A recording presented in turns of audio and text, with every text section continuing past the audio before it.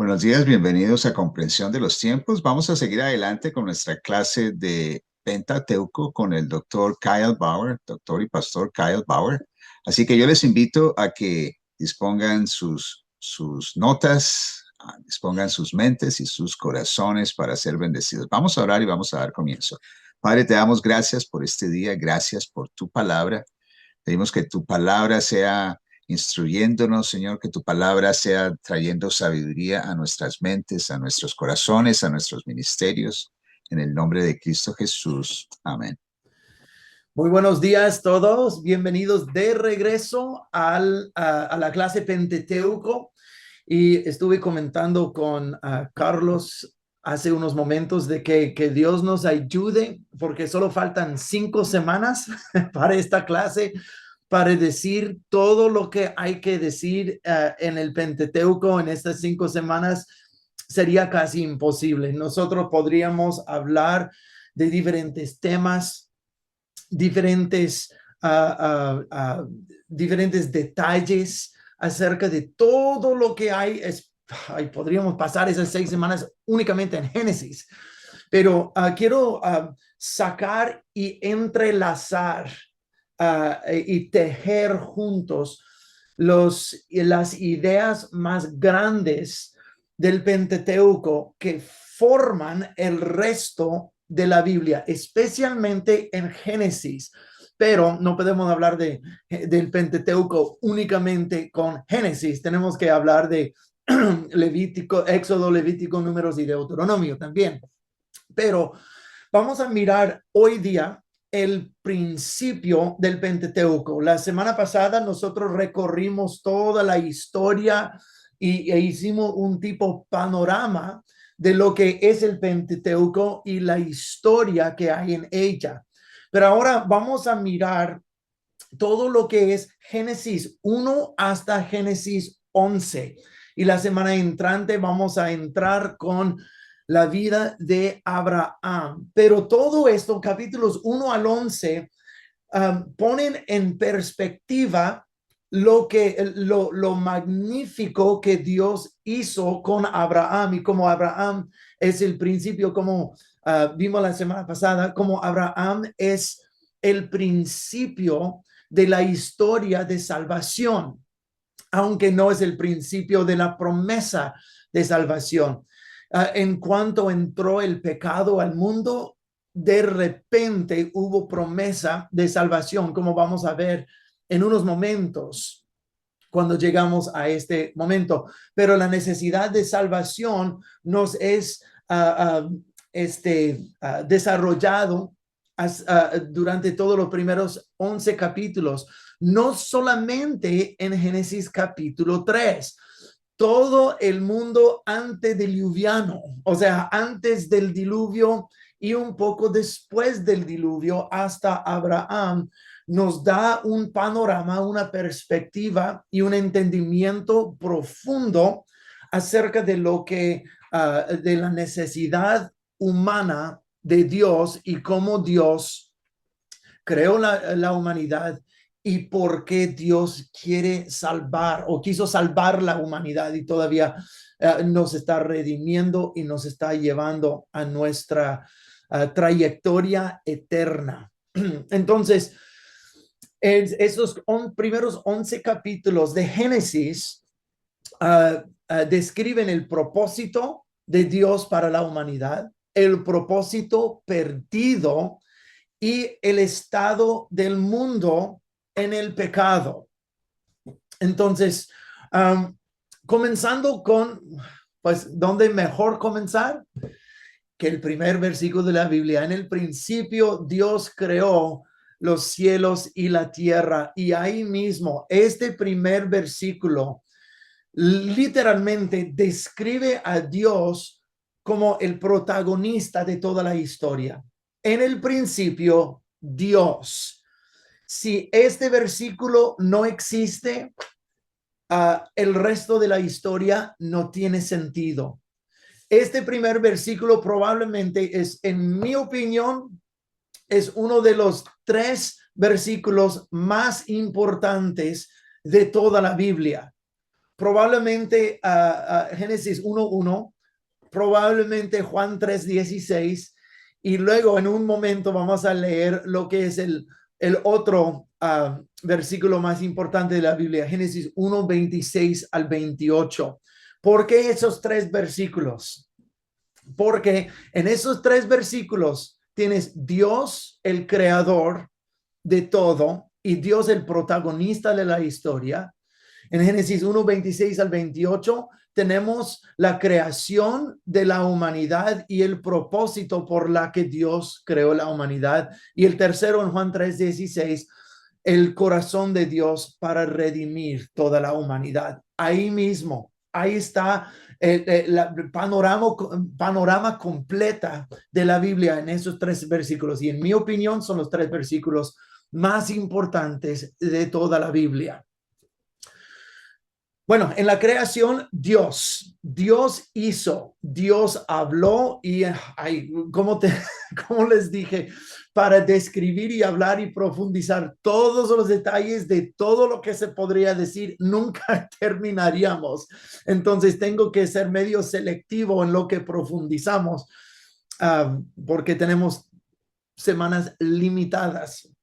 Pero en Dios creó, y la primera cosa que Dios hizo es que Dios habló. Su palabra creó todo. Haya luz, dijo. Y luego enseguida, él dice todo lo que se creó. Y cuando Dios creó la luz, es interesante que cuando dice haya luz e inmediatamente Dios separó la luz de la oscuridad. Es muy interesante eso, porque cuando Dios creó la luz y la oscuridad y los separó, no solamente estaba creando día y noche y el tiempo, estaba estaba marcando que hay una diferencia entre luz y oscuro, entre puro e impuro, entre santo y mundano, entre bien y mal, entre él y otras cosas. Entonces no lo tomes por cosa ligera o cosa solo superficial cuando digo Dios hizo la luz y luego separó la luz de la oscuridad. En el libro de Juan, el evangelista Juan habla mucho acerca de la diferencia de luz y oscuridad en la persona de Cristo Jesús. Él ha venido como la luz del mundo y la oscuridad no ha podido vencer la luz. Pero vemos en Génesis 1, capítulo 1, de que cuando Dios creó la luz, inmediatamente la separó de la oscuridad. Muy interesante eso. La palabra de Dios lo creó todo. Nosotros vemos la Trinidad desde el principio. Dios, tenemos la palabra de Dios creando, tenemos el Espíritu de Dios moviendo sobre las aguas, Padre, Hijo, Espíritu Santo. Antes de que Jesús fuera el Hijo de Dios encarnado, Él fue la palabra de Dios. Hasta el mismo Juan comienza Juan 1:1 como comenzó Génesis 1:1. En el principio, los dos, y Juan está haciendo a propósito la conexión con la primera creación, con una nueva creación en Jesús. Como Dios habló, Jesús es el verbo de Dios. En el principio, Dios dijo haya luz. Y en Juan 1:1, el verbo estaba con Dios y el verbo era Dios y el verbo se encarnó y moró entre nosotros y este verbo fue la luz para los hombres. Hagan la conexión que Juan hizo. Entonces, Génesis 1:1, la primera creación. Juan 1:1, una nueva creación de lo que Dios está haciendo en Cristo Jesús. Entonces, en los primeros 5 días Dios creó todo y en el sexto día creó la humanidad. Pero miren, fíjense lo que Dios creó en los primeros 5 días. Y Dios nombró varias cosas. Dice que Dios separó la luz del día y llamó día, luz día y oscuridad noche. Dios nombró el tiempo. Dios separó la tierra del mar y Dios llamó el mar, el agua mar y la tierra tierra. Dios lo nombró. Y Dios separó el cielo también de la tierra y nombró el cielo. Miren lo que Dios nombró. Dios nombró todo el espacio, los parámetros en los cuales nosotros vivimos. Dios hizo y Dios nombró los parámetros de tierra, cielo, mar y tiempo. Nosotros no tenemos, nosotros no podemos cambiar estas cosas. Dice que Dios kará, la palabra en hebreo es kará, es llamar, no llamar por gritar, pero nombrar. ¿Cómo te llamas? Dios lo llamó, Dios lo nombró.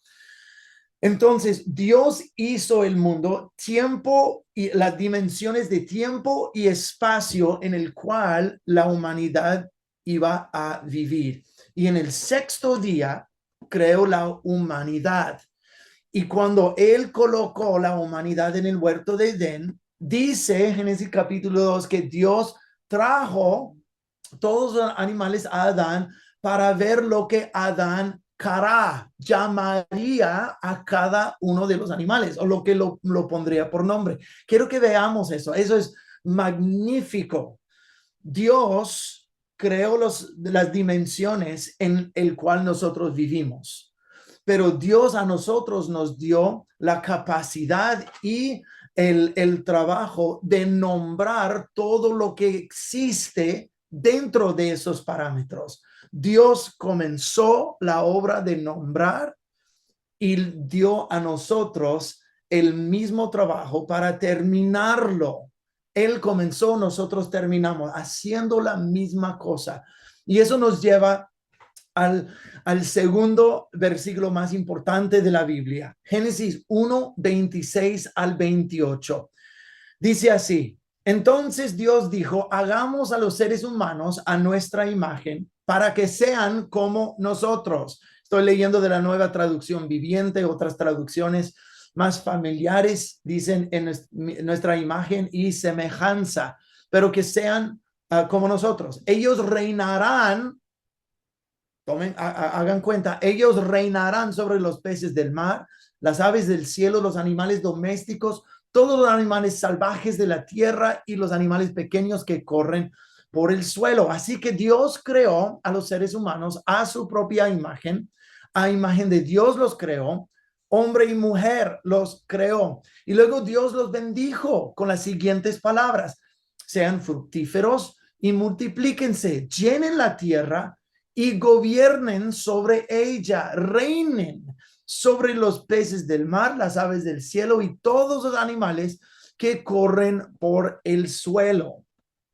Nosotros, yo les dije hace momento de que estos son entre los más importantes versículos de toda la Biblia, porque estos 3 versículos que acabo de leer nos dan una ventanilla, un vistazo a lo que al propósito para el cual Dios nos creó. Nos creó a su imagen y a su semejanza y nos creó para gobernar, señoreen sobre estas cosas, gobiernen, reinen sobre estas cosas. Nosotros hemos de reflejar al mundo quién es Dios y lo que Dios mismo haría. Entonces, estos versículos ponen en contexto todo el resto de la Biblia. Primero, en el principio, Dios. Y luego Dios creó su imagen sobre la tierra con el propósito no de correr por el huerto durante toda la vida, nada más feliz y sin trabajos y sin responsabilidades. No, Él colocó su imagen en la tierra para que nosotros hiciésemos a la tierra lo que Él mismo haría. Por toda la historia de salvación gira en torno a esto. En Génesis capítulo 2, versículo 8, dice, después el Señor Dios plantó un huerto en Edén, en el oriente o en el este, y allí puso al hombre que había formado. Entonces Dios colocó un huerto, un lugar específico para que el hombre y su esposa lo habitaran. Y es interesante, dice que está en el oriente o el este.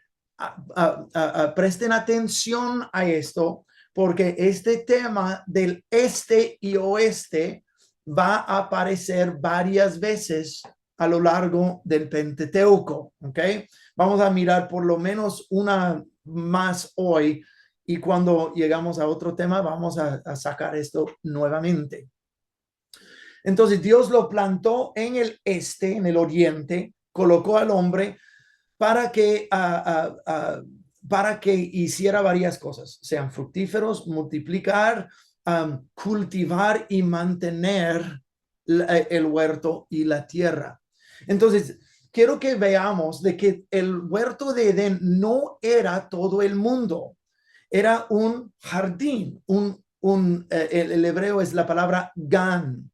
Gan significa un área especificada y encerrada. Y nosotros hasta vemos cómo Dios describe el huerto de Edén, que tiene fronteras con diferentes ríos. Entonces no abarcó todo el mundo. ¿Cómo vamos a hacer un solo hombre y una sola mujer juntos abarcar la mayordomía de todo un planeta? Imposible. Entonces hubo un lugar especificado, pero por eso Dios les dijo, sean fructíferos, multiplíquense y llenen la tierra. Y al final de Génesis capítulo 2, cuando se casa Adán con su esposa, dice, por eso un hombre dejará, por tanto, un hombre dejará a su padre y a su madre. Como dice mi cuñado, no por tanto, sino por tonto, un hombre dejará a su madre y padre. Bueno, eso es mala teología, pero así dice mi cuñado. Pero nosotros no debemos de vivir con nuestros papás, sino salir de su casa con nuestro cónyuge, con el propósito de salir del huerto que Dios dio a nuestros padres para ir a otro lugar y comenzar a hacer la imagen de Dios en otro lugar. Y con tiempo se llenaría la tierra y se domaría la tierra. La humanidad cultivaría y manejaría y sería como un sacerdote sobre toda la tierra. Pero ¿cómo puede ser eso si nadie nunca sale de la casa? Nosotros vamos a ver esto otra vez, porque la humanidad no cumplió eso, pero bajo la presión de Dios los obligó a hacer esto. Vamos a ver esto en la Torre de Babel al final de esta. No, pues para que no se me olvide, lo voy a decir ahora. Les expliqué por qué uno tiene que dejar mamá y papá, salir, multiplicar y llenar la tierra. Pero en Génesis capítulo 11, en el Torre de Babel, ¿qué hicieron? Dice que ellos reunieron todos en un solo lugar y dijo, hagamos una torre cuya encima está hasta el cielo. Haremos grande nuestro nombre. Pero ellos no se esparcieron por toda la tierra. Eso fue en una violación directa del mandato de Dios de procrear y esparcirse por toda la tierra. Pero en vez de hacer eso, se reunieron a todos. y nosotros sabemos lo que pasó en la Torre de Babel. Dios confundió sus idiomas y los obligó a llenar la tierra, domar la tierra y tomar dominio sobre la tierra. Interesante, muy interesante eso. En el huerto de Edén era un lugar de perfección, una santidad perfecta, una unidad perfecta con la tierra. Oh, eso es importantísimo. La semana entrante vamos a hablar más de la unidad de la tierra con el hombre. Vamos a mirar eso, pero hubo una unidad perfecta con la tierra donde Adán y Eva no tuvieron que trabajar para sacar los frutos de la tierra. Dios dijo, yo les he dado todo árbol frutal en el huerto para que coman. No dice que tienen que cultivar libremente. La tierra rendía sus productos. No vemos cultivos hasta después del pecado. Otra vez, más adelante en la semana entrante vamos a hablar más de la tierra. En el huerto hubo unidad perfecta con santidad, con la tierra perfecta, unidad entre nosotros, seres humanos, y una relación perfecta con Dios. Entonces, en el mandamiento que Dios dio al hombre y la mujer en el huerto de Edén es cultivar y mantener. Ahora, quiero hablar brevemente acerca de esas dos palabras, porque la palabra cultivar es la palabra abad y la palabra para mantener o proteger es la palabra shamar. Abad y shamar. Shamar es como administrar, mantener, proteger, ser un mayordomo. Y es cuidar algo, perpetuar algo, cultivarlo. Disculpa, cultivar es abad, pero es mantener y administrar este mundo. Pero interesante que esa es la misma palabra que nos dice la Biblia que debemos hacer con nuestra relación con Dios, con relación el uno con el otro y con la palabra de Dios. Hemos de llamar, hemos de proteger, ser vigilantes, cuidar, administrarlo, mantener y ser un mayordomo sobre nuestros propios corazones, sobre nuestras propias mentes, sobre las relaciones que Dios mismo nos ha dado y también sobre la misma palabra de Dios. Hemos de hacer con estas cosas lo que Adán había de haber hecho al huerto de Edén. Entonces nosotros tenemos esta responsabilidad.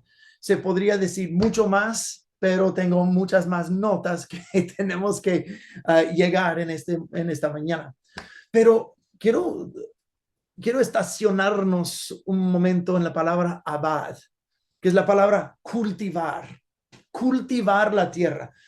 Colocó al hombre en el huerto para que lo cultivara, abad. Esta es la misma palabra que nosotros vemos que Dios le dijo a a Moisés.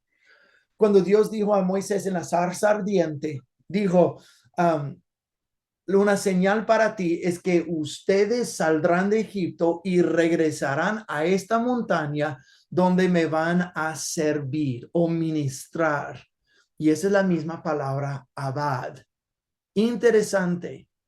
Adán había de servir, ministrar y cultivar el huerto, pero es la misma cosa que Dios dijo a Moisés, ustedes israelitas me van a mí a servir, a ministrar en esta montaña. Lo que es más interesante todavía es que es la misma palabra que la Biblia usa para los sacerdotes y su ministerio en el tabernáculo y en el templo. Los sacerdotes servían al Señor, ministraban al Señor. Todo eso es la misma palabra, abad. Entonces, esta palabra tiene un sentido sacerdotal. Y eso tiene grandes implicaciones para el Pentateuco y para el huerto de Edén. Adán, escuchen, Adán era un sacerdote del Señor en la tierra. Era un sacerdote para el Señor en el huerto de Edén, y el huerto era como el lugar santísimo donde Adán y el Señor se reunían y tenían una relación santa y perfecta. Vamos a mirar el huerto, el simbolismo del huerto en varios otros lugares a lo largo del Pentateuco. Acuérdense, eso es donde Dios creó el hombre, donde Dios colocó el hombre, donde Dios dio propósito al hombre, donde Dios se reunía con el hombre, donde él había de ejercer su sacerdocio. Esto era el lugar de reunión, lugar de perpetua bendición, lugar de vida, lugar de santidad. Y Adán era el sacerdote en este lugar. Interesantísimo, porque cuando desarrollamos el sacerdocio a lo largo del Pentateuco y la Biblia, vemos que nosotros hemos de hacer como seguidores de Cristo, hemos de hacer en nuestra relación con la iglesia, con nuestras familias, a nosotros, nuestra relación con el Señor. Lo mismo que Adán hacía en el huerto. ¡Wow! ¿Cómo este simbolismo de la Biblia, la simetría de la Biblia es por toda la Biblia? Interesantísimo. Entonces, nosotros sabemos que en Génesis 3 el pecado entró en el mundo. Dios dijo, de todos los árboles del huerto, yo les he dado para que coman, menos uno, el árbol de la ciencia del bien y mal que estaba en medio del huerto. Dios dijo, el momento en que coman de este árbol, ciertamente morirán. Ciertamente morirán. La muerte es siempre la paga del pecado. Y comienza desde Génesis, capítulos 1 y 2. Cuando uno transgresa la palabra de Dios, siempre trae muerte. Eso siempre es el precio del pecado. Por eso Romanos 6:23 dice, la paga del pecado es la muerte, más el regalo de Dios es en Cristo Jesús es la vida eterna. Entonces eso provoca la pregunta, una pregunta que muchos, inclusive su servidor aquí, hemos hecho. ¿Por qué entonces Dios puso este árbol ahí? ¿Por qué? Si Dios ya sabía que Adán iba a pecar, que se iba a dar un regazón en toda la humanidad, donde esto condenaría a multitudes sin contar a una vida apartada de Dios, una eternidad apartada de Dios. ¿Por qué lo puso ahí? La respuesta es bastante fácil. No es porque Dios estaba tratando de tentar la humanidad. La Biblia dice claramente, Dios no tienta. Dios da la orden de este árbol no comerán. Pero Dios no nos creó para ser un robot. Dios no nos creó un ser mecánico preprogramado para hacer únicamente lo que Él nos diseñó hacer. Él no quiere robot, no quiere siervos, quiere hijos. Y es su propósito de hacernos crecer cada vez más para ser más y más como Él es. Pero eso requiere un libre albedrío. Porque ¿qué es amor sin otra opción? ¿Qué es fidelidad sin otra opción? Si no hubiera otra opción, uno no podría en verdad decir que te amo y te seré fiel. No hay otra opción. No hay otra cosa que hacer. No hay otra cosa que amar. No hay otra palabra que obedecer. Entonces, pues, ¿me amas?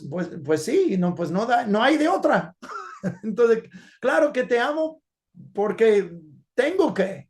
Dios no quiere ese tipo de amor. ¿Cómo te gustaría, mujer, si tu esposo dijera, yo te amo porque no hay nadie más? Entonces tú eres mi peor es nada. O hombre, si tu esposa te dijera lo mismo. No, hombre, eso es bien feo.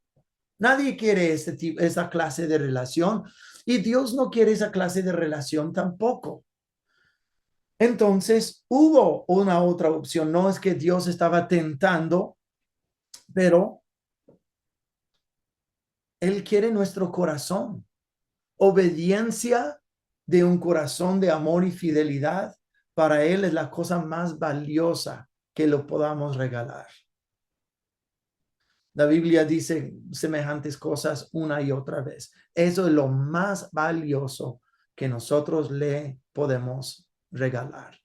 Nuestro amor y nuestra obediencia, nuestra fe, en frente de otra opción. Entonces fue en este árbol, fue donde ellos transgresaron la palabra de Dios. Fue la tentación. El diablo llegó en forma de serpiente y comenzó a engañar a la mujer. Y básicamente la tentación fue esta: Dios no es tan bueno como tú piensas. Entonces, agarra lo mejor para ti. Acá, ¿acaso Dios dijo? Oh, sí, sí, sí, sí. Dijo que no debemos de comer ni tocar. No, Dios no dijo no tocar. Él solo dijo no comer. Pero ella agregó eso, fíjense. No, no morirás. Entonces él planteó la duda y luego planteó una mentira y dice, entonces Dios sabe, el momento que tú comas de ese fruto, se abrirán tus ojos y tú serás como Él, sabiendo el bien del mal. En otras palabras, Dios te ha retenido lo mejor y no te lo ha dado. Te está escondiendo algo mejor y Él lo quiere para ti. La ironía terrible de todo eso es que ellos ya eran como Dios, ya estaban en su imagen y su semejanza. Pero la tentación fue por duda y mentira. Y luego dices, dije, y luego ella abrió los ojos, ella entendió, ella vio y dentro de ella despertó la codicia. ¿Y por qué digo la codicia? La codicia porque cuando dice que Eva deseó el fruto, es la misma palabra hebrea que se usa en el 10º mandamiento de no codiciarás.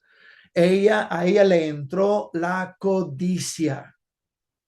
Y fíjense que en Romanos capítulo 7, cuando Pablo está hablando de la ley, cuando Dios dio la ley y dio la ley para enseñarnos nuestro propio corazón, ¿cuál es el ejemplo que él usó? Yo no sé, Romanos capítulo 7, yo no sabría que la codicia es mala si la ley dijera no codiciarás.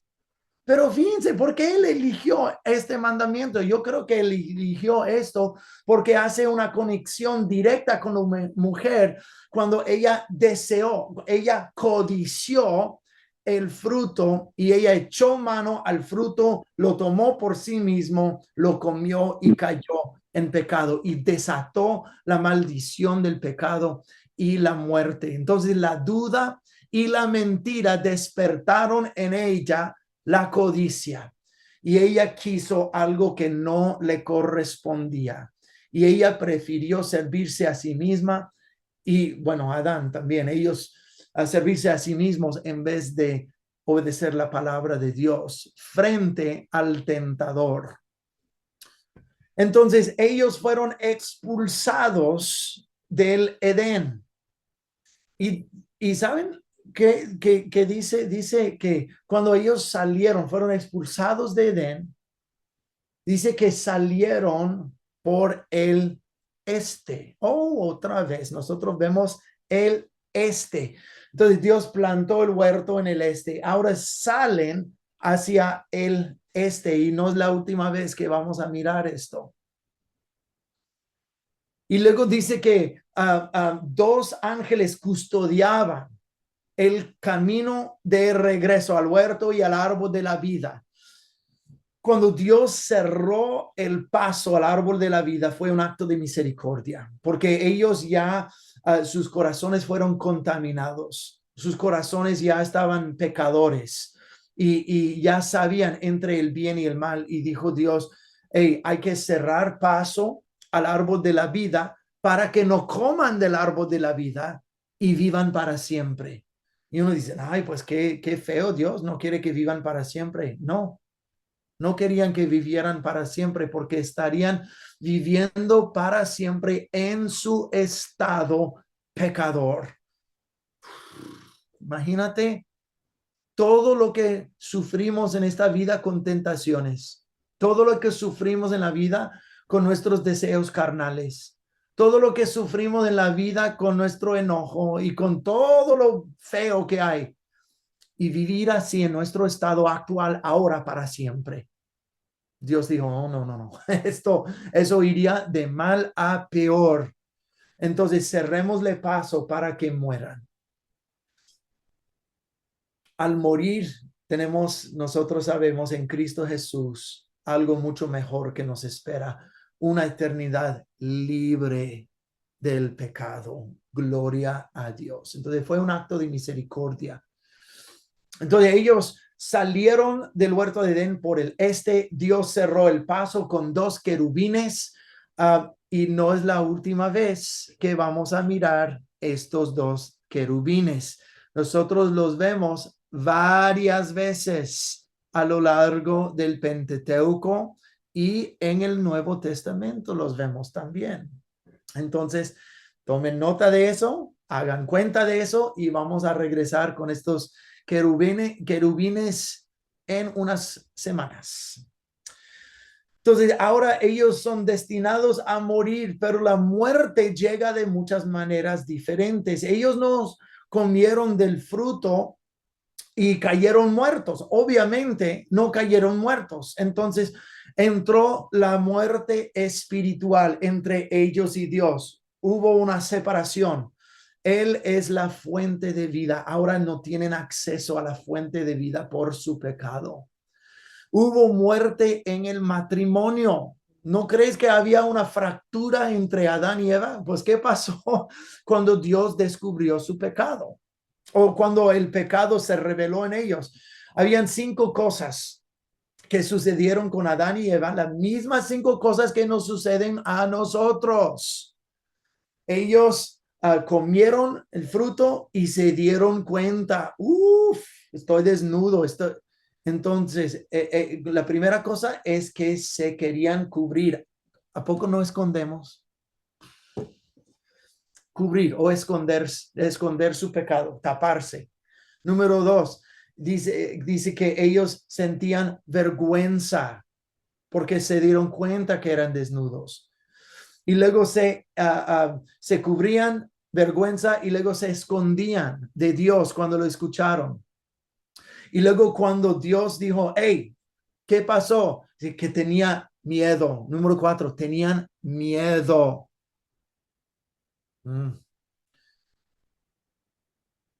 Cubrirse, esconderse, sentir vergüenza, tener miedo. Y luego Dios dijo, comiste del fruto, y que la primera cosa que hizo Adán fue la mujer que me diste, echar culpa.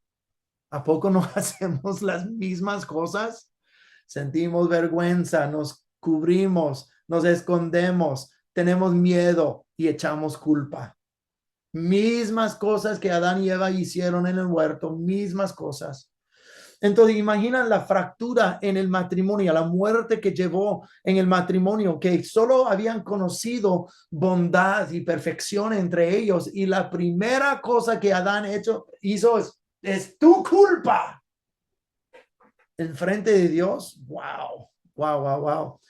Mujeres, si tu esposo te hiciera eso, ¿cómo te sentirías? Y como tú te sentirías, estoy segurísimo que así se sintió Eva también. Entonces, la muerte fue espiritual, fue en el matrimonio, fue en la familia, porque el primer hijo de Adán y Eva, Caín, mató al segundo hijo de Adán y Eva, Abel. Y luego eventualmente había muerte física. Entonces, la muerte, el precio del pecado es la muerte. Espiritualmente, la familia, lo físico, es horrible lo que hace el pecado. Entonces Dios desató una maldición sobre la tierra. No, Dios no lo desató, nosotros lo desatamos por nuestro pecado. Ahora Dios lo anunció. Anunció las consecuencias a la serpiente, la mujer, la tierra y el hombre. Esas cuatro cosas. A la serpiente dijo la primera promesa de la salvación: la simiente de la mujer aplastará tu cabeza. Es la primera promesa de la salvación que nosotros tenemos, de que Dios produciría a alguien para aplastar a la serpiente. Y también, y luego la mujer, su consecuencia, la maldición que le tocó a ella fue la relación con su familia cambió. Dolor en la maternidad y una relación fracturada y al revés, una relación de cabeza con su marido. Ahora dice, tu deseo serás para él o por él, pero no, eso no es un deseo sexual, es un deseo posicional. Yo quiero gobernar sobre él, pero él enseñoreará de ti. Entonces, para la mujer, una relación cambiada con su familia. Tomen en cuenta, por favor, este aspecto, lo que Dios dijo a la mujer, relación con tus hijos en el parto y relación con tu marido. Y luego conecta esto con el libro de Proverbios. El libro de Proverbios habla mucho más a la mujer que habla al hombre. Dice la mujer sabia o la sabiduría es personificada como una mujer. También la necedad es personificada como la mujer adúltera o seductora. Dos mujeres ahí. También dicen los proverbios como una mujer sabia con sus propias manos construye su casa, o la mujer necia con sus propias manos la destruye. No dice eso del hombre, lo dice de la mujer. ¿O qué tal de que una mujer es una corona para su esposo o es cáncer o pudrición en sus huesos? Y dice muchas semejantes cosas acerca de la mujer y su casa, pero conecta eso con Génesis 3. La maldición o la consecuencia del pecado de la mujer es que la relación con su familia, su marido, su casa cambió. Interesante. Y al hombre, la relación entre él y la tierra cambió. Interesante. Como dije, vamos a hablar de la tierra más en la semana entrante. Pero el hombre, en la tierra, dice el Señor, no dice vas a maltratar a tu mujer o vas a tener aislamiento de tus hijos. No dice nada. Dice, por ti la tierra es maldecida. ¿Por qué? Porque el hombre fue creado de la tierra, la mujer no. La mujer fue creada del hombre, pero el primer ser humano, Adán, fue sacado de la tierra. La mujer del hombre, entonces el pecado de la mujer provocó enemistad de donde ella salió. Pero el pecado del hombre también provocó enemistad de donde él fue sacado. Él de la tierra y ella de él. Interesante eso, miren eso. Entonces, ¿de dónde fueron sacados? Es donde tuvieron la enemistad. Mujer con su hombre y familia, el hombre con la tierra. La tierra es maldecida, maldita por tu culpa. Vamos a mirar también lo que dice Génesis capítulo 3.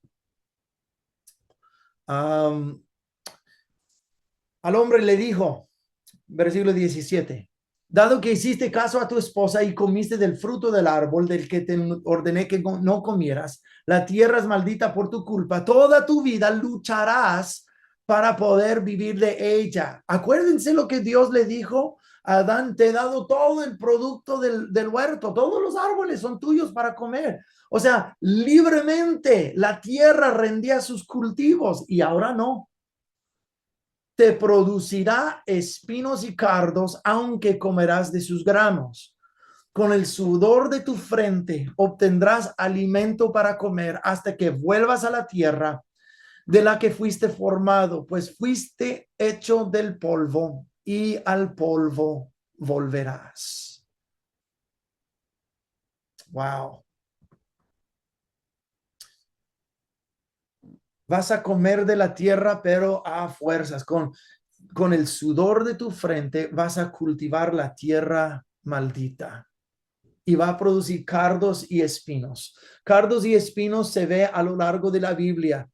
Cuando hay cardos y espinos es representación de la maldición del pecado y de la muerte. ¿Por qué creen? Entonces, mirando hacia adelante al Nuevo Testamento, cuando Jesús estaba siendo crucificado, que le hicieron una corona de espinos y lo colocaron en su cabeza, porque eso fue una representación. No solamente fue una manera de tortura, aunque sí es tortura, pero es la representación que él cargó la maldición sobre él. Wow, cardos y espinos, una corona de espinos sobre la cabeza de Jesús. Nada de eso es coincidencia. Entonces, miren la diferencia entre Dios y el pecado. Dios del polvo hizo la corona de la creación, que es el humano, y el pecado tomó la corona de la creación y la redujo de regreso al polvo de la tierra. Dios crea, el pecado destruye. Dios toma nada y hace algo magnífico, y el pecado toma algo magnífico y lo destruye, literalmente lo pulveriza hasta que regrese al polvo. Eso también provoca otra pregunta. ¿Por qué Dios, porque cuando Adán y Eva pecaron, por qué Dios no simplemente los cortó? Dijo, ¿sabes qué? Antes de esa cosa, antes de que esta cosa se eche a perder aún más, antes de que Adán y su esposa se multipliquen y llenen la tierra, antes de que hay tanta rebelión en contra de mí, antes de que yo tenga que poner el resto de la humanidad en el infierno, de una vez voy a matar a Adán y matar a Eva, limpiar mis manos del asunto y hacer otra cosa. ¿Por qué no hizo esto? Es una buena pregunta, porque serían solo 2 apartados de él en vez de billones, tal vez billones apartados de él. Yo creo que es porque Dios hizo un pacto consigo mismo en Génesis 1:26. Esto los teólogos lo llaman el imperativo divino. Dijo, hagamos al ser humano en nuestra imagen. Hagámoslo. Eso fue una directiva, un mandato, o sea, un tipo pacto que Dios hizo entre sí. Y eso es otra cosa que se ve la Trinidad desde Génesis, que hagamos. ¿Con quién estaba hablando Dios? No estaba hablando con los ángeles, estaba hablando consigo mismo. Hagamos al hombre en nuestra imagen y nuestra semejanza. Y, o sea, ellos, es como que Dios estaba diciendo, ellos serán mi imagen y ellos tendrán dominio y nada va a impedir que yo logre mis metas a través de ellos. Y si Dios colocó su imagen y su semejanza en la humanidad, eso no es fácilmente descartado. Eso lleva un valor supremo, un valor divino. Y Dios no es fácilmente, voy a limpiar mis manos, descartarlos y ya como que nada pasó. Como su imagen, tenemos un valor que supera todo lo demás en toda la creación. Y a Dios le plació pagar el precio para salvar su imagen en nosotros. ¿Por cuántas veces? Muy pocas veces la Biblia habla de que Dios hace cosas por nuestra causa. Fíjense en Salmo 23, me guiarás por sendas de justicia, por amor a tu nombre. Es amor a tu nombre. Cuando Moisés, vamos a ver en Éxodo y Números, cuántas veces Moisés intercede por el pueblo cuando Dios dice, yo los voy a destruir. Y Moisés no dice, no, Señor, no lo hagas porque ellos son buena gente. No, dice, Señor, no lo hagas porque el mundo va a calumniar tu nombre. Cuando Dios salvó a la humanidad, estaba honrando su imagen y su nombre sobre la tierra. Cristo no murió, no se encarnó en ser un ángel para morir por los ángeles que pecaron. Ellos son sus siervos. Él murió por nosotros, su imagen, porque somos sus hijos.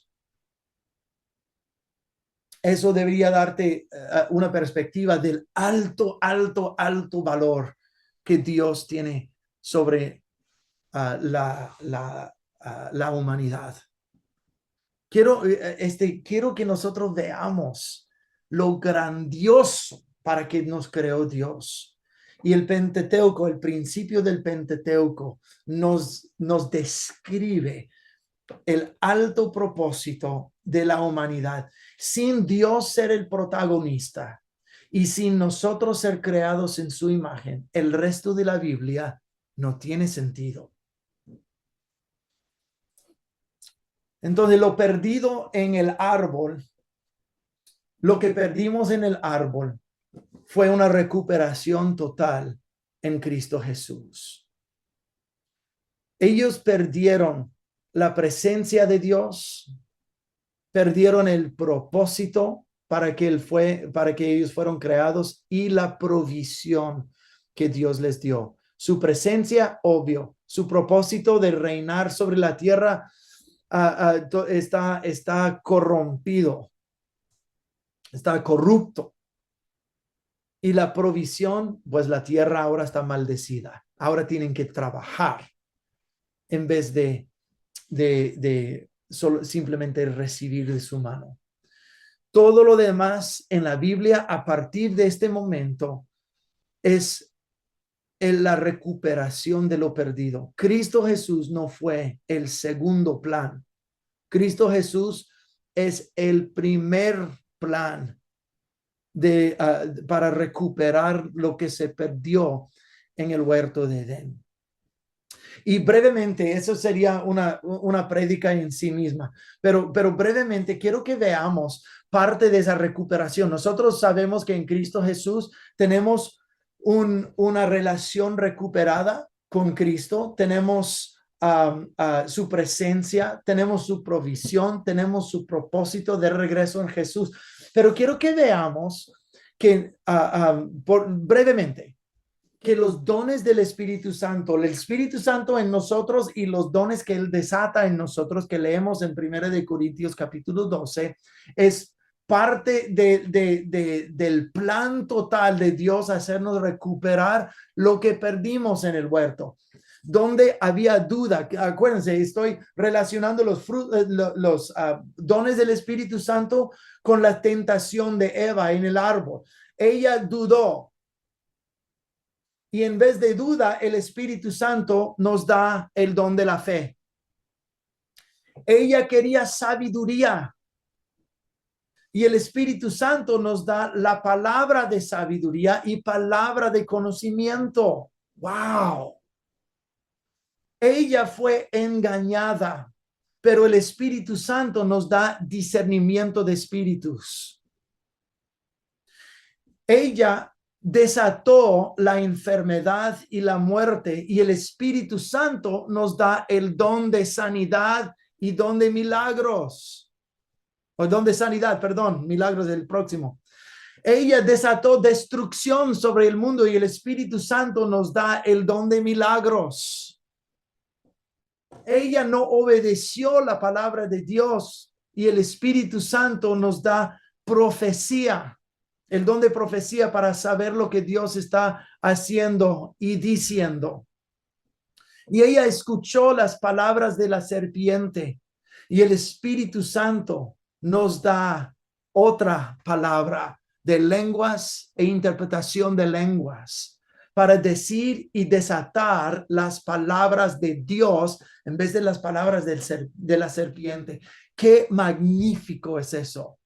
Todo lo que fue la tentación, cómo ella fue engañada y desató esas cosas. Dios nos devuelve nuestro dominio por medio de los dones del Espíritu Santo funcionando en nosotros. ¡Wow! ¡Qué magnífico Dios nosotros tenemos! Ahora, al ser expulsado del huerto de Edén, Adán y Eva tuvieron su primer hijo, Caín. Yo sé que es muchísima información esta, pero todavía, fíjense que solo estoy en la tercera página de mis notas. Híjole, tengo 4 más. No, con estas 5 más. Gloria a Dios. Entonces, Caín, nosotros sabemos la historia. Caín quiso ofrecer al Señor sacrificio, el sacrificio de su oficio, que era un agricultor. Él cultivaba la tierra y de los frutos de la tierra, lo que él trabajó tan duro, él quería honrar al Señor con eso.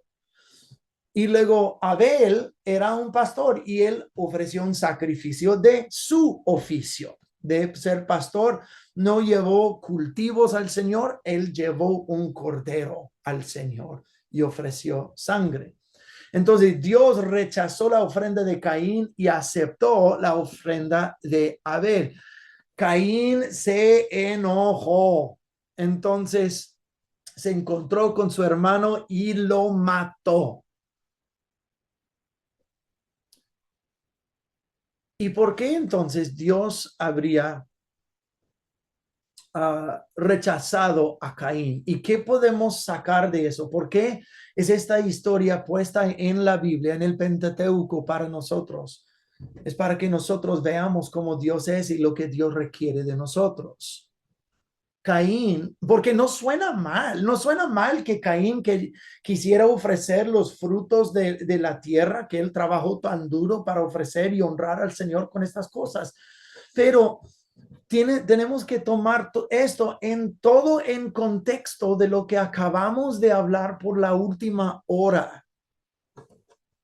Caín quiso ofrecer al Señor de los frutos de su oficio. Su oficio es cultivar la tierra. La tierra es maldecida.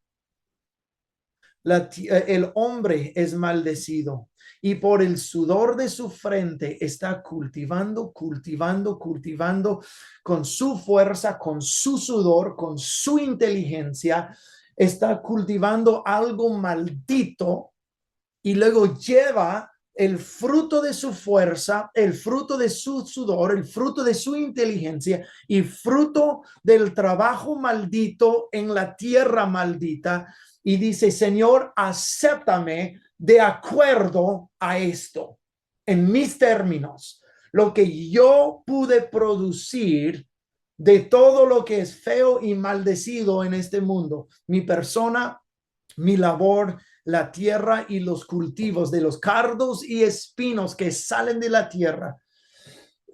No estoy diciendo que Caín ofreció cardos y espinos, pero Dios dijo, aunque produce granos, producirán cardos y espinos. O sea, en otras palabras, para lo que trabajas será maldecido.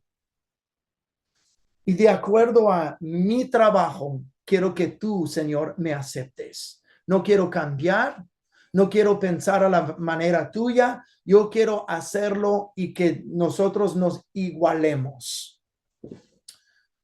Efesios capítulo 2, versículos 8 y 9 dicen, es por la gracia que somos salvos, no por obras para que nadie se jacte, para que nadie se gloríe. Eso es lo que Caín estaba tratando de hacer. Quiero trabajar en la maldición y de acuerdo a eso que tú me aceptes. Y Dios dice, lo siento, mijo, pero eso no es algo que yo puedo honrar y ningún cultivo de tu fuerza, tu sudor y tu inteligencia va a limpiar la mancha del pecado que hay en ti. No hay obras que nos puedan salvar. Yo describo la salvación así, de que digamos que uno se revuelca en el lodo y está todo lodoso, está sucio. Y luego mira a una señora que está tratando de cruzar la calle muy, muy, muy lenta. Entonces, este hombre que está lleno de lodo va y le ayuda, hasta detiene el tráfico y ayuda a la señora a terminar su cruzada de calle. Y es una buena obra, sí, qué bueno que la ayudó. Pero el problema es que todavía, a pesar de la bondad que le brindó a la señora, todavía está cubierto de lodo. Eso es lo que es el pecado. Por tantas buenas obras que hagamos, todavía tenemos la mancha del pecado. Y no hay obra que pueda borrar la mancha del pecado. Pero Abel trajo sangre. Él no obró para engendrar esta cría. Él no obró para formarlo. Él era un pastor y del fruto de sus rebaños ofreció sangre y Dios aceptó eso porque es solo por la sangre que se puede borrar el pecado. Ok. La semana pasada hablamos de genealogías y hay una genealogía más que quiero que veamos y oculto en esta genealogía es realmente el mensaje del evangelio. Es el linaje de Adán hasta Noé. En Génesis 5 parece haber una genealogía de Adán aparentemente sin importancia. Nos damos cuenta de que esto es significativo, ya que se relaciona con la línea de Jesús. Pero ¿por qué tomarse el tiempo para mencionar todos esos detalles de cada individuo? Vamos a mirar lo profundo de eso en descifrar lo que el nombre de cada uno significa. Entonces hay varios nombres y lo vamos a recorrer rapidito. Primero es Adán. Adán significa hombre. Y luego su hijo, después de Caín y Abel, tuvo otro hijo, Set. Set significa designado. Y luego Set tuvo a Enos. Enos significa mortal o frágil o miserable. Y luego Enos tuvo a Kenán. Kenán significa tristeza o un canto fúnebre. Kenán tuvo a Mahalalel. Mahalalel, perdón, 3 L's ahí, Mahalalel, que significa el Dios bendito. O sea, el nombre de Dios. Y Mahalalel tiene a Yared. Yared significa que viene del verbo que significa descenderá. Y ahorita vamos a mirar todo eso juntos, ¿ok? Yared tiene a Enoch. Enoch significa comienzo o enseñanza. Enoch tuvo a Metusalén. Metusalén significa que su muerte traerá, o será como su muerte desatará algo. Y luego Metusalén tiene a Lamec. Lamec significa desesperado. La raíz de esta palabra es donde obtenemos nuestra palabra en español, lamento o lamentación. Lamec, lamento. Y vamos a mirar la semana pasada, la semana entrante, un poco de Lamec, que estaba lamentando la miseria del hombre sobre la tierra maldecida. Por eso llamó a su hijo Noé, que significa consuelo o descanso. Ese es derivado del verbo en hebreo naham, que significa traer alivio y consuelo o descanso. Entonces, lo que puede parecer una lista insignificante de nombres se convierte en una imagen increíble del Evangelio de Cristo. Entonces, vamos a tomar todos esos nombres y su significado y vamos a hacer como una frase de cada uno que acabamos de decir. El hombre es designado mortal y en dolor, pero el bendito Dios descenderá con enseñanza que con su muerte traerá a los desesperados descanso, consuelo y alivio. Entonces, en este nombre tenemos de que somos mortales designados a morir, a vida de dolor y de muerte, pero el bendito Dios vendrá con su enseñanza y su muerte nos traerán descanso. Oh, qué cosa más maravillosa. Esas son las 10 personas por las cuales descendería Cristo Jesús. De hecho, toda la humanidad descenderá de eso. Vamos a mirar más adelante de la descendencia de Cristo Jesús en otro momento en esta clase. Entonces, quiero terminar con eso porque ya llevamos 1 hora y 10 minutos y casi no respiro por tanta cosa que hay que descifrar. Todavía, híjole, hay mucho más que decir. Pero quiero hablar en este último 2 puntos del diluvio y Torre de Babel rápidamente, porque ahí va a clausurar los primeros 11 capítulos de Génesis. En Génesis capítulo 6 dice que la tierra estaba llena de violencia y la humanidad estaba corrompida, todos corruptos, que cada intento y motivo de su corazón, cada pensamiento del ser humano era continuamente malo. Estaban llenos, en 6:11 dice que estaban llenos de violencia. Una traducción de esta violencia es sin ley.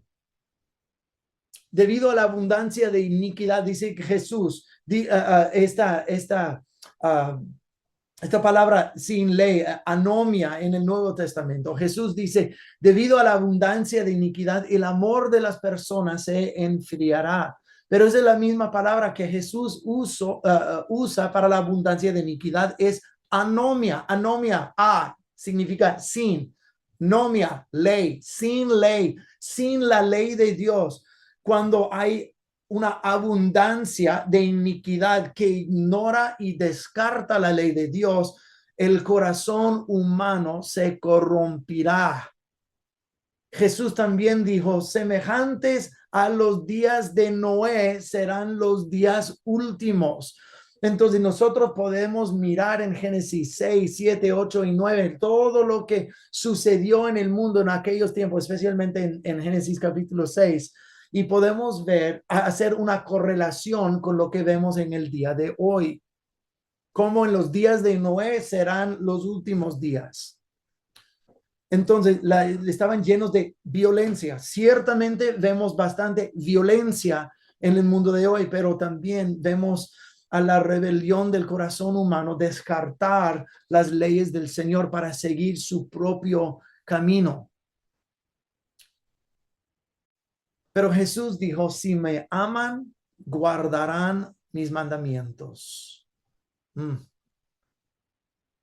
Donde hay una abundancia de descartar la ley, se enfría el corazón. Cada motivo, intento y pensamiento del corazón es continuamente malo. Pero si me aman, harán caso a mi palabra, a mis leyes. Interesante esta justa posición de cosas. Debido a esto, y no solo eso, pero voy a decir por qué no es solo esto en un momento, pero el diluvio vino como un arquetipo del juicio final en Apocalipsis, el final del mundo. Jesús dijo en Mateo 24, pero como en los días de Noé, así será la venida del Hijo del Hombre. Pero es solamente, ahora quiero que se queden conmigo, yo sé que eso ha ido para largo, pero quiero que se queden conmigo por unos minuticos más. Y quiero decir algo que se ha visto mucho y cada día más en el mundo de hoy, como en los días de Noé, los días nuestros. Entonces, por favor, préstenme atención. ¿Por qué vino el diluvio? ¿Será solo porque la gente estaba malvada o de un corazón y pensamientos continuamente malos? Sí, porque el pecado, el precio del pecado es la muerte. Entonces, tarde o temprano, los que hemos pecado tenemos que enfrentarnos con la muerte. Pero gloria a Dios, Jesús tomó la muerte por nosotros. Eternamente estoy agradecido para eso. Pero la Biblia en Génesis capítulo 6, versículos 1 a 4, nos dan una perspectiva más profunda. Entonces, déjame abrir mi Biblia y vamos a leer estos versículos. Otra vez de la Nueva Traducción Viviente. Dice, luego los seres humanos comenzaron a multiplicarse sobre la tierra y les nacieron hijas. Los hijos de Dios vieron que vieron a las hermosas mujeres y tomaron como esposas a todas las que quisieron. Entonces el Señor dijo, mi espíritu no tolerará a los humanos durante mucho tiempo, porque solo son carne mortal. En el futuro, la duración de su vida no pasará de 120 años. En esos días y durante algún tiempo después, vivían en la tierra gigantes nefilitas, pues siempre que los hijos de Dios tenían relaciones sexuales con las mujeres, les daban a luz hijos que luego se convirtieron en los héroes y los famosos guerreros de la antigüedad. Esos son 4 versículos bien raros. Y si estos versículos no estuvieran en la Biblia, yo te diría que estás loco. Pero por el hecho que están en la Biblia, tenemos que prestarles atención. Entonces, mi pregunta original fue, ¿para qué Dios envió el diluvio? ¿Solo por la maldad del corazón y la mente de los humanos? En parte, sí. Pero ¿qué son esos nefilitas? ¿Qué son esos gigantes? ¿Y quiénes son esos hijos de Dios que están tomando esposas de las hijas de los seres humanos? Larga historia corta, y yo he escuchado enseñanza extensiva sobre esto. Yo he hecho mis estudios, he leído sobre esto y yo he hecho unas conclusiones acerca de lo que esto es. Y eso tiene que ver con el diluvio. No, algunos dicen, no, es que los hijos de Dios son la línea justa de Set y y las hijas de humanos eran las hijas de Caín, y eso no tiene soporte en las escrituras. Larga historia corta, se lo voy a hacer fácil. el hebreo debería ser leído y entendido tal como está escrito. En pocas palabras, lo que creo es que había seres demoníacos reales que se estaban cruzando con el ser humano. Eso es lo que la evidencia bíblica y la evidencia hebrea dice. ¿Por qué? Si no, yo no consideraría a Dios apropiado exterminar toda la raza humana. No tiene sentido si solo estaban siendo malos. Hubo una razón mayor porque estaban corrompidos en el lugar de ser íntegros. ¿Qué quiere decir eso? La palabra se usa, dice más adelante en capítulo 6 que la humanidad estaba corrupta, pero Noé halló gracia ante los ojos de Dios y dice que Noé era un hombre justo. Pero ¿qué es la palabra justo en el hebreo? La palabra justicia, la mayoría del tiempo en la Biblia hebrea es la palabra tzedakah. Aquí no es tzedakah, es la palabra tam. Tam significa integridad, algo íntegro, no fracturado y no mezclado. Pero en español lo dice que Noé era justo. Eso no solo significa recto de corazón o recto de mente, era que algo en su ser humano no estaba mezclado con lo que acabamos de leer de los nefilitas que estaban entrando y mezclándose con la raza humana. Yo sé que eso suena demasiado para creer, yo entiendo, pero está escrito, tenemos que prestarle atención. Como Noé era justo en su generación, era íntegro, no solamente de corazón y mente, pero de cuerpo. Su ADN no estaba corrompido por estos hijos de Dios, que yo creo que son seres demoníacos.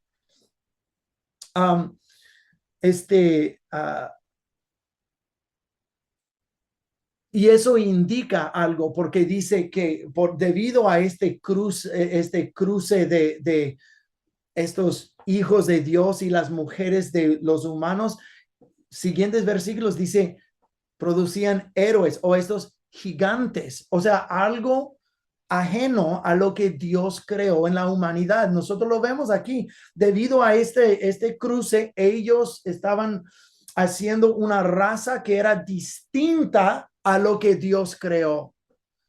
Y Dios tuvo que acabar con la humanidad, acabar con los que estaban en el mundo. Solo salvó a Noé porque Noé era justo, un ser humano tal cual como Dios lo creó. Y tuvo que acabar con este híbrido entre la humanidad. Ahora, déjame hacer otra observación. Yo no sé cómo es en sus países, en Colombia, Perú, de dónde estén mirando este video. Yo he escuchado más en mi vida, el último 18 meses de extraterrestres. No, siempre se había escuchado en Latinoamérica y aquí y alrededor del mundo que se ven que las naves espaciales y que una apariencia y que alguien fue raptado y que le hicieron tipos de pruebas y todo eso. Y hay muchas de esas historias. Pero yo no sé cómo es en sus países, pero aquí en los Estados Unidos se está escuchando más y más y más y más eso, como hasta un clamor entre el pueblo estadounidense al gobierno de decir, hey, suelten los documentos de lo que tienen de los extraterrestres.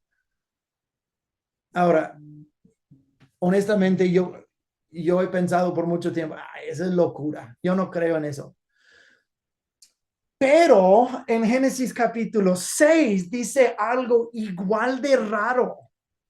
Esos nefilitas produciendo gigantes. Una mezcla de humanidad tan feo fue que Dios tuvo que enviar el diluvio y acabar con esto. Wow, wow. Entonces me pregunto, ¿por qué hay tanto habla de esto?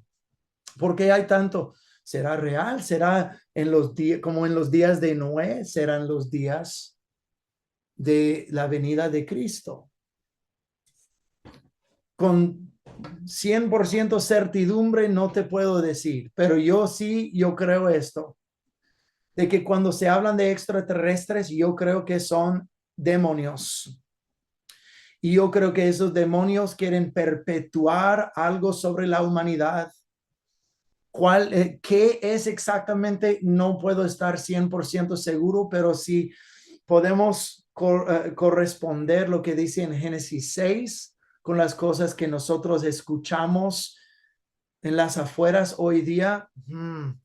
Hay una correlación que uno no puede ignorar. Interesante. Entonces, digo todo eso para decirte eso. Cuando se escucha hablar de esto, no te dejes engañar. Esto es demoníaco, totalmente demoníaco. Nos aferramos a Cristo Jesús. Ok, y con esto vamos a clausurar.